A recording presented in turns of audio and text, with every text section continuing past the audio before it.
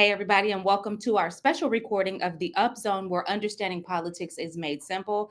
I am one of your hosts. You see, noticeably, we have one of our hosts missing. I am Tisha S. Waddell, former for the 3rd District in the city of Fayetteville.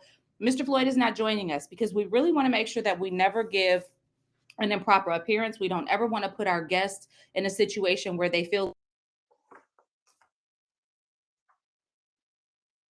So we knew there was a coming on, and since Mr. Floyd is running for office, he vacated his seat so that George Breece could fill in and could speak freely. So, Mr. Breece, welcome. George. Can you hear me? Your daddy was what now? My name is George. My daddy was Mr. Breece. You tell me that every time I say that. Hey, George, how are you? I'm doing great. Good to be with you. And So glad to have you. So glad to have you. Perfect. Tell our audience a little bit about yourself, because our audience sometimes is very green to politics. And so they may not even know who a George Breece is. Who are you, sir? And how did you end up being involved in the political landscape? Well, I've been in politics most of my adult life. In fact, I even started out as a teenager in Young Democrats and grew up in that, was chairman of the local party and served on the state party executive committee, and was just involved in a number of campaigns over the years.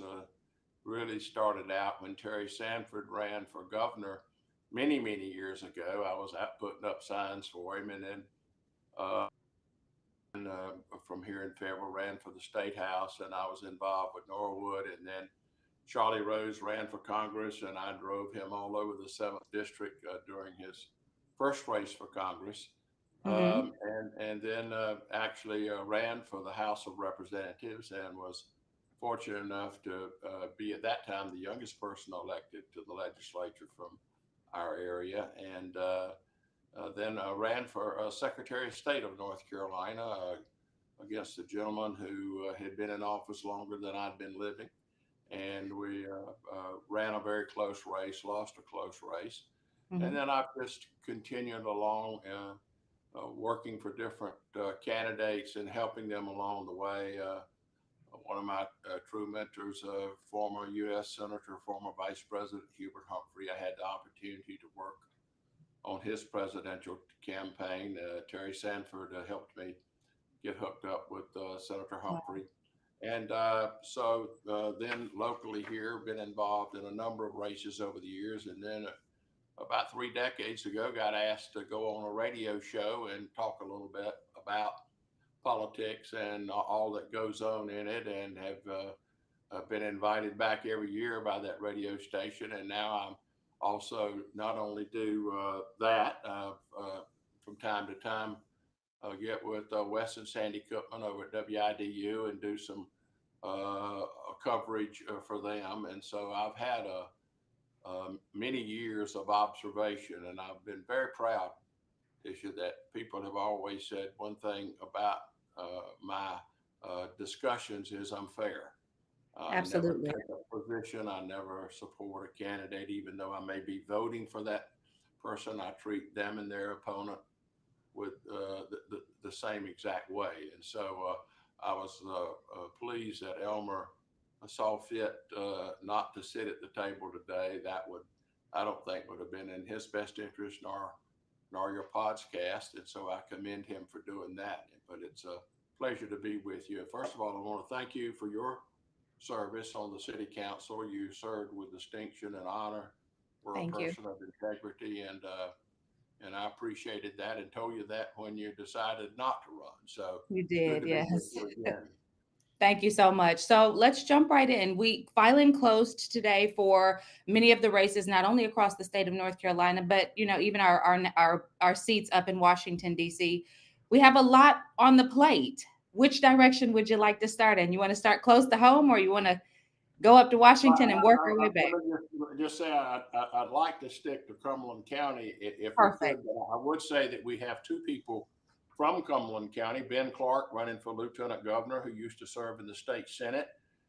Ben is in that particular race, and then Tim Dunn, an attorney originally from Fayetteville, family from Fayetteville, is running in the attorney general's race. So we do have some local flavor in the Council of State races. And Absolutely. maybe one day we'll discuss that. But what I really wanted to say to you that what people don't realize is it's 62 days away from when one Right. start voting starts. You understand? Right. That's Which just means that like, these candidates have got to get out and really beat the pavement and get their message out. and so that works really in the favor of incumbents and people who have run campaigns before. If you're starting out fresh and this is your first campaign, you know, you've got to really know that you're just really 2 months away from the people starting to vote. And early voting is just been a large part of the electorate here in Cumberland County, and then it's only 81 days until actually the primary election day, which Right. is March the 5th. So that's just around the bend. And what candidates must understand, if they haven't, is they've got to be able to raise money, they've got to be able to campaign, they've got to be business and their family and all of those things. So new candidates get loaded up quick. You know, they figure out sometimes after they've got in it, whoa, man, there's a lot more to this than I thought. And of And I course, bargained for. uh, you know, money is the mother's milk of politics. And if you've got to be able to have the resources to not only brand yourself, but at some point in time, maybe define your opponent. And you Mhm. have to be able to do that. And that takes dollars. And whether it's radio, newspaper, television, billboards, signs, door knockers. I mean, you know this, you're nodding because you Absolutely. know Absolutely. and so when you're 62 days out, you better have a game plan in order. And that's why I think candidates who have run and been elected, incumbents, have a real advantage. And then we look at another person who today, Kurt Deviere, former state senator, former member of Right. city council, who has a lot of experience. You know, he doesn't start out from the get go. He starts out with almost a built-in organization, and so that works to the favor of the Kurt Deviere types, and Were they're you not a surprised? lot of those, huh? Right, absolutely. Were you surprised when you saw that we had two members of the Cumberland County Commissioners say, "You know what? I'm going to step down. I'm just not able to be effective." So we saw Jimmy Keefe and Michael Booth say, "I'm just not going to run again. There's no efficacy in me being in the seat anymore." Well, I'm not going to get into why they did, but Mhm. I can tell you that they both did it because they didn't feel like they could work within the system anymore, and that's their decision. They both served well. They were not from what we call the majority party here in Cumberland County. You know, there's a Democratic Party, an unaffiliated party almost, and a Republican Party, and they were both Republicans. Jimmy Keefe was a Democrat, switched to Republican. Michael had always been a Republican, and so they were at odds sometimes with their colleagues on issues, and they from what I've read and heard, they kind of felt shut out. And so, no, I wasn't a bit surprised that they both moved on. And of course, now, we've got a good primary in that District 2 County Commissioner's race. You got some strong people in there. Tony Stewart, who's the former chairman of the county commissioners, and now the vice chairman is running for reelection. Now you've got former state senator Kurt Deviere in that race, and several Right. other people. There'll be a primary there for sure. Uh, but there are a number of races that you're going to want to. First of all, let's just remind the voters that early voting that does start in 62 days, that there are going to Mhm. be 8 voting sites. I'm sure you know those voting sites, but they're Cliffdale Recreation Center, the East Regional Library, the Smith Recreational Center, the Kiwanis Recreational Center, the John J.D. Pone Recreational Center, the Spring Lake Multipurpose Community Center, the Stony Point Recreation Center, and the College Lake Recreation Center. So there are 8 sites, and they're going to be starting in the middle of February, February 15th, and there's going to be some Saturday and Sunday voting. I mean, I'm one who believes the more chances for people to vote, the better it is. So early voting will start, and there'll be plenty of places for people to vote early, and Mhm. as has happened in the past, Cumberland County has been a leader in early voting in the state of North Carolina. The people in Cumberland County get out and vote early. And we're definitely at, to your point, with the candidates that have filed for these seats, that means that they're going to have to cover 8 poll sites in during Yeah, early voting. So when you speak to those dollars, that speaks to needing to be able to either pay poll workers or have dedicated people that are just committed to your cause that say, I'll go out and stand for you. So when we're yeah. Well, go ahead. that's right. That's exactly right. For instance, the District 2 race does not cover the entire county. It covers a good portion of it, but not the entire county. So most in like that District 2 race, they would have people, they wouldn't have to have people at the now 75 precincts, 77 precincts. Alderman is going to have the state of North Carolina yesterday approved Alderman to split into Alderman 1, Alderman 2, and Alderman 3, which means a significant number of additional precincts. So there are now 77 precincts in Cumberland County, and of course 60 in the city of Fayetteville. So if you're in District 2 running for county commissioner, you only cover those voting precincts in your district. Same Right. thing in your state legislative races, state senate race, 19, 21, all of those. And of course, 21 with Senator Tom McInnes, he's unopposed. And Val Applewhite, our state senator in District 19, does have some opposition not in the primary, but in the general election. So I'm sure all of those people will have those uh, covered. Uh, But we will see a primary in Senate District 19 because there are two. Well, no, there's not going to be a primary because we've got a libertarian and a Republican. where that, but I'm looking at it wrong. I need my glasses. I've had eye surgery here, so it's only the general election. I'm sorry. You're That's absolutely right. right. That's Val is the Democrat in 19, and then you've got Pemberton, the Republican, and then you've got Swinton, the Libertarian. I wasn't looking at that correctly. So no primary in 19. But when that general election comes up, only the early voting sites then would you be covering if you were a candidate in 19. right. Now, when you look 21, does it surprise you that there's no one running Not at against all. McGinnis? Not at all. Senator McInnes, who's from Moore County, but is spending more and more time in Cumberland, and has spent a lot of time in Cumberland, is part of the leadership in the House, in the Senate, excuse me, and has helped deliver for Cumberland County twice. When the Can Do Six a couple of years ago brought all that money home, he was one of the Yes. key players in that, and worked with the local delegation here to bring, so to speak, bring the bacon home. So I'm not a bit surprised that Senator McInnes is being unopposed in District 19. If we move to House District 42, one that you're familiar with is the one that has Elmer Floyd, Michael Colvin, Courtney Banks McLaughlin, and Naveed Aziz. And Miss Aziz has run before.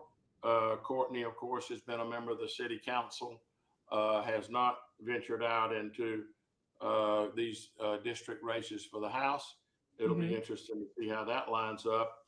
And then Mike Coburn, who's been involved in local politics since he was a kid. I mean, worked in a lot of campaigns, been active in the Democratic Party. And then Elmer, who's served, I think, maybe 10 terms, if my memory serves me correct. If I'm wrong, please correct me. But I think you're uh, correct. yeah, so that's going to be a real interesting race to watch because of what's changed. There used to be the 40% rule, and now that rule is changed to 30%. Percent. So that could be an interesting that could set up a second primary, quite frankly. George, does an incumbent's endorsement in a race like this hold a lot of weight? Well, yeah, I think endorsements help to a certain degree. I'm not I mean, there are no, I don't know who has endorsed in this race here in District 42. I've read a little something, but I haven't heard or seen that. Hmm. Are you saying that in that particular race, are you talking about Marvin Lucas's? Yes.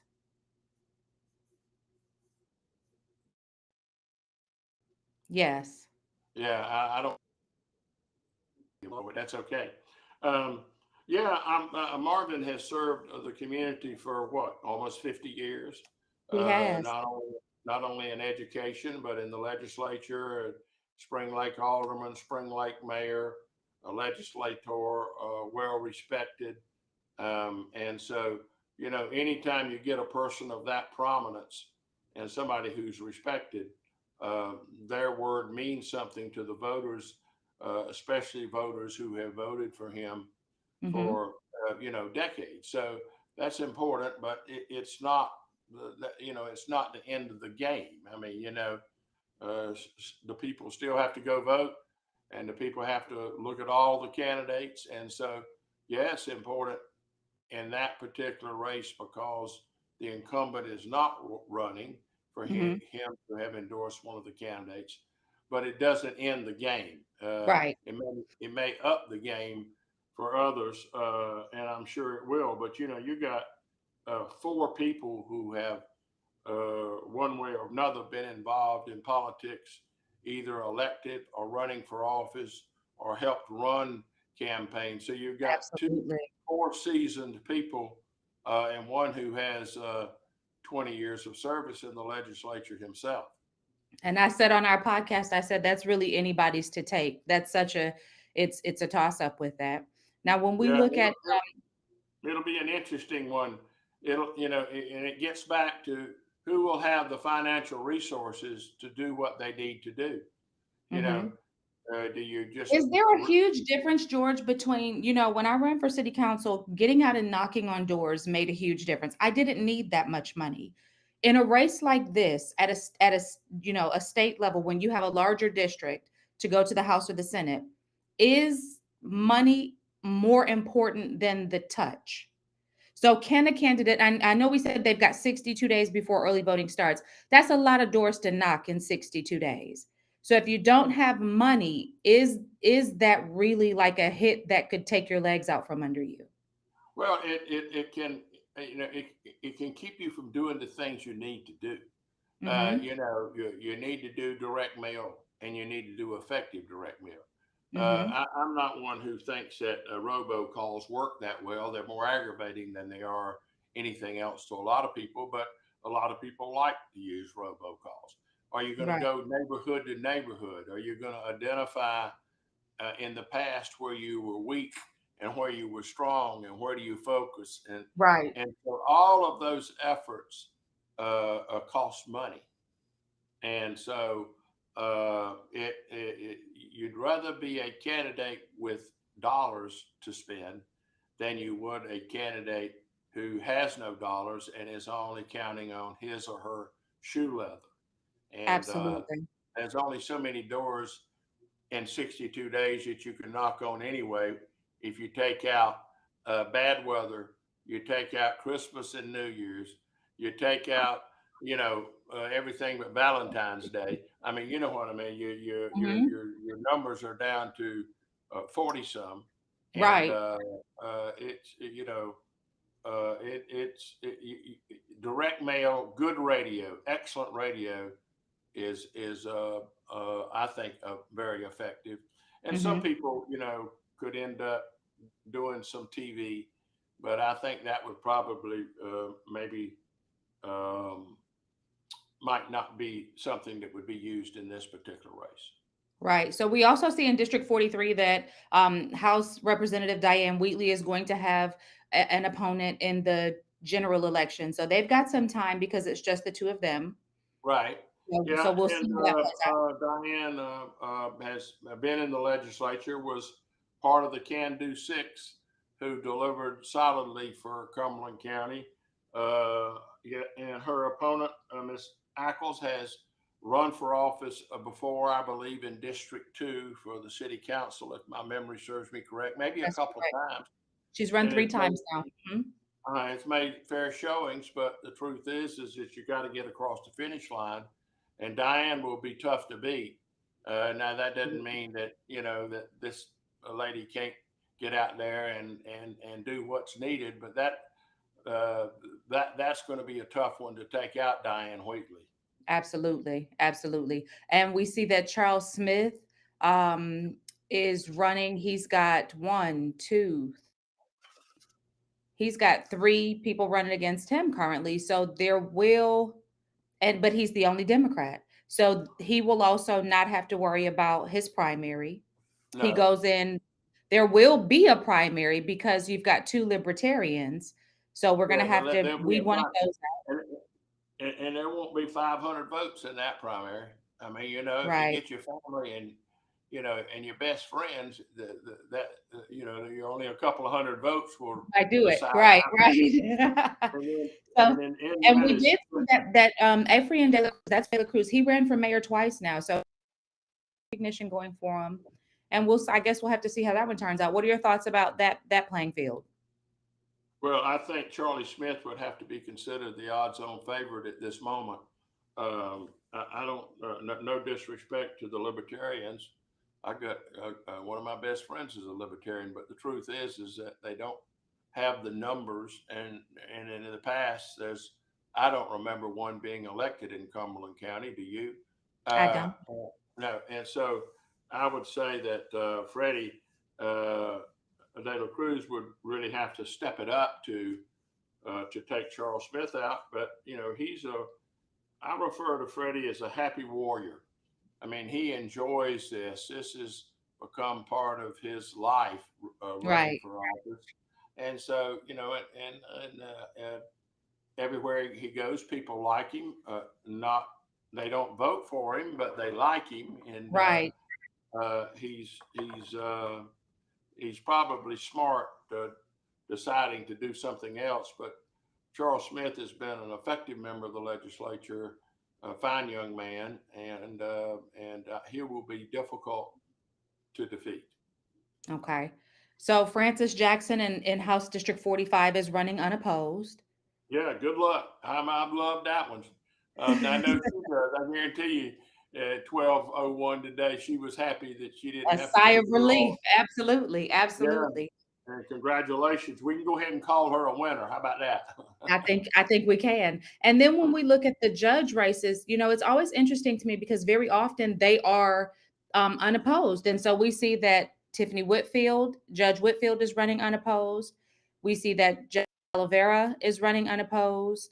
Um, Jordan Call running unopposed. Now, when we get down to the Cumberland County Board of Commissioners, again, that's where we start to see a little bit more action on the ballot. So when we're looking at District 2, there will definitely be a primary in District 2 because we've got Tony Stewart, Ronald Pittman, but they get in District 2, don't they get a choice of the way that ballot lays out, you have multiple candidates that you can select in that race, correct? You can vote for three. So we've got one, two, three, four Democrats. I'm not familiar. You have to correct me here or educate me here. The Cumberland County Board of Commissioner race, is that a partisan race? Yes, it sure is. And Okay. if you look at District 2 on the Republican ticket, I believe there are 8 candidates. And There are eight. there's one, two, three, four Democrats. So one of them will have to go. Right. And then That's you've right. got eight Republicans. So five of Five. them will have to go. Yeah, and you've got. I think it would be safe to say Tony Stewart, who's just finished up being chairman of the county commissioners and is now the new vice chairman. I think you'd have to say that she's in a good, solid position. I think Mhm. Kurt Devier, without question, comes to the table with wind in his sails, with a record of accomplishments, not only on the city council, but in the state legislature. So I think you'd have to say that he'd be an odds on favorite to be one of the Democratic nominees. And in fact, I Mhm. think uh, uh, could be an odds-on favorite, he and Tony, to win in November. But they got to Hmm. get through the primary first. I think in the on the Republican side, you've got several strong people, but one who got in the race today, Henry Tyson, who had run before for Ran the for District for 5. the city council, and I think lost to Johnny Dawkins by about 300 votes Hmm. that time, and ran an exceptionally good race, raised a ton of money, and so he has the ability to raise the money. He has a good name, and so I know strong candidate there. I also And think then you have Peter Pappas, who has also run for office several times. yeah, I was getting ready to say Peter will bring that same sort of vibrant energy to the table, and he's a hard worker. I saw him this week at a luncheon, and he was working the room.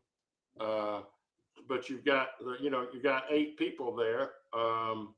Lee Spruill's another gentleman there who was an educator for a Hmm. long time. Ron Ross has run several times and always had a good showing. And then Miss Miss De La Cruz has filed. Freddie's wife, Uh, the missus. yeah, Yeah. Freddie's wife is running. So, you got one of them running for county commissioner and one of them running for the state legislature. Which is They're going to going to make be for a very busy household this election yeah, cycle. I tell you, they'll pass each other in the parking lot. But Absolutely. I would have to say that with her name ID, his name ID, and now her name ID, that she would be somebody who would play into that. And I think Henry Tyson does exceptionally well, and Peter Pappas, and you never know, I think Ron. So that's going to be an interesting race there That will be very interesting to in watch, that District 2. Republican ticket. Yes, ma'am. Well, and last but not least, we've got Cumberland County Register of Deeds, but there's only one candidate on there, so that's unopposed also. Yeah, and Miss Brewington has been one of the senior people down there forever and ever. Lee Warren will finish out. He has 11 more months left as the Register of Deeds. And I believe they were all at the Board of Elections this morning, and Andrea will go in unopposed, and then we'll have a 4-year term. So wishing her the very best. She brings a lot of experience and had the absolute 110% support of Lee Warren. He and I sat the other day, and he was talking about how much he thought of her and what a wonderful Register of Deeds she would be one day. And little did I know that it was going to be sooner rather than Sooner later. than later. And and so good luck to her. Congratulations to her. We can announce Andrea Brewington is the Register of Deeds elect. Absolutely. Absolutely. So, looking at what Cumberland County has on the table as far as candidates, when you think about the political landscape, what do you say the political landscape over the next four four years looks like for Cumberland potentially? Well, I think we're at, there's an old saying, we're on the cusp of greatness, and we have so many wonderful things going on in the 9 municipalities, not just the city of Fayetteville, but all of the municipalities that make up Cumberland County. We've got a Crown Center being built downtown, performing arts center is how I refer to it. But we have a lot of great things going on in our county, and so we've got some real solid leadership. We've got a new great county manager. Amy Cannon served the county well as the county manager Yeah. before her, Jim Martin, and so the new county manager is a stand-up guy. I've been very impressed. I was so glad to see they got a real clean bill of health on their financials this week, and so there's great things ahead for Cumberland County, and I'm looking forward to going to that Performing Arts Center one day, and that'll be a proud day for Cumberland County. We need that, and of course, we still have which entertainment provides a great venue for people in Cumberland County. There's a lot. We've got a new person in charge of the Convention and Visitors Bureau, better known now, I think, is distinctly NC. Hmm. And then our Chamber of Commerce, Nat Robertson, a great board of directors there. And we've had Tammy Thurman just finished up her term her 2 years as chair of that. So we've got a great chamber of commerce. The Mhm. downtown Cool Springs downtown district is just on fire. The wonderful work that's being done there, and our city government's rocking along with Doug Hewitt as the city manager, and Mhm. the mayor Colvin, who continues to get reelected time and time again. I Mhm. mentioned not too long ago on a radio show, and the next thing I did, I read it in the paper where I referred to him. He's the next thing to mayor for life until he decides to do something else, and that's the way it appears. But Mhm. he's done a marvelous job. Got a good group on the city council, so there are brighter days, even brighter days ahead for Fayetteville and Cumberland County and all the municipalities that make up Cumberland County. Absolutely. It's so good to hear somebody with a positive perspective and an optimistic outlook. If you could give our candidates, all of the candidates on that slate, one bit of advice outside of go raise some money, what would that one thing be that you'd say to each one of them?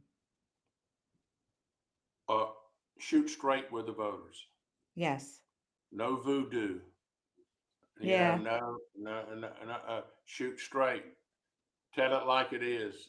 Be true to your convictions and work every day as if the election is tomorrow. That's really good. I'm gonna tell you this. You probably remember. You seem to have a pretty good memory. I remember right after the primary election, you gave me a call and you said you did a really good job, and you told me that I had to do everything that I just did all over again. Yeah, And I felt yeah, like that was the best advice because it was like, don't rest on your laurels, get back out there and go back to work. So I yes. think, people would do well to listen to you. You really do have a very good grasp on the political landscape. You understand what it takes to move a voter population, and you've got a good eye, so you know what a winner looks like, and you know what a problem may look like. So I think people do well to pay attention when you're on air anywhere, listen to you, and really try and drill down on what you're saying. And I hope that as this election cycle pans out, if you see something very interesting that you want to share with our audience, please let us know. We'd love to have you back. Well, thank you so much. It's been an honor being with you today, and best of luck in the future. And I hope one day we see your name on the ballot again. And you will not, but thank you. Enjoy your holidays, George. Tell your lovely wife we send her holiday greetings. And listen, audience, thank you for tuning in today. This is a special recording. We wanted to make sure that we gave you somebody else's perspective other than ours about what to see with this landscape. You can trust what George is saying. That's why he's here. You can trust what he's saying. But always, you know how we tell you, trust but verify, do your own research. But nonetheless, we'll put up the election schedule on our Facebook page. Go out and vote, because these elections are often won by a very small percentage of the population, and we need more people with their voice at the table. So make sure you go out and vote. It's always a pleasure to share this time with our audience. So you guys just remember, this is the Gritty in the City and the Word on the Curb, and we'll catch you on the next episode. Yeah, and if I may, just in the end here, I was just looking at the percentage of people who vote. In 2020, uh, there was 66% of the people voted. In Yeah. 2016, there was 60% of the people voted.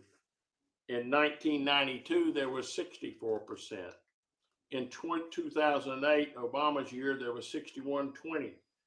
And in 2012, there was 60%. So I'm expecting us to go over 60% in the general election this year, maybe as high as 65% because of the presidential race. We won't have a U.S. Senate race, but we're going to have a very active governor's race, lieutenant governor's race, congressional races, and of course, none more important than local races here in the county. So thank you again for letting me be with you today, and Godspeed to you. Absolutely. Take it easy, sir.